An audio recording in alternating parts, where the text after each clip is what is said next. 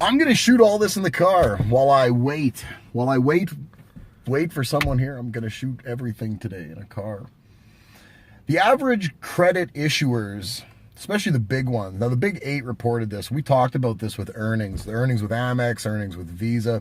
The average net charge-off rate rose to 3.29%. The average net charge-off rate basically means the amount of money that somebody that issues credit says, hey, yo, bro, like you're looking for a loan, here you go.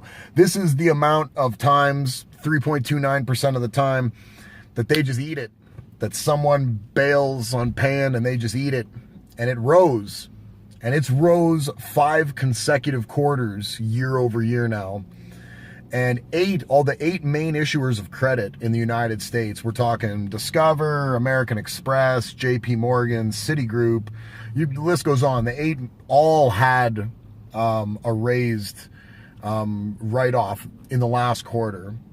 And 3.29% doesn't sound like a lot, but when you consider that when we looked at American Express, when we looked at Visa, when we looked at MasterCard's earnings, we realized that they're issuing a lot more credit.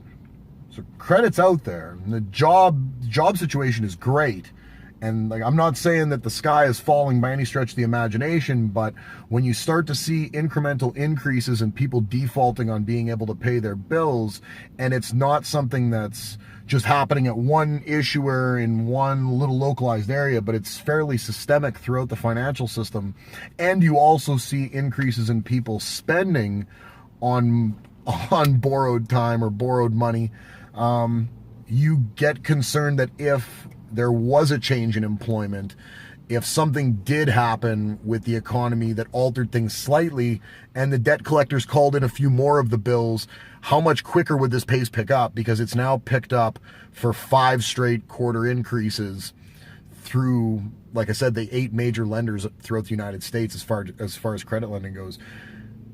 Is this something that you should be concerned about? I don't know if maybe it should keep you up at night. Is it something you should keep as a part of your arsenal in the sense that where an economy might be going when you're forecasting a year, 2 years, 3 years down the road? Is it something to keep an eye on? I definitely think it does go to show that there's a lot more money being used by people that maybe they don't have it.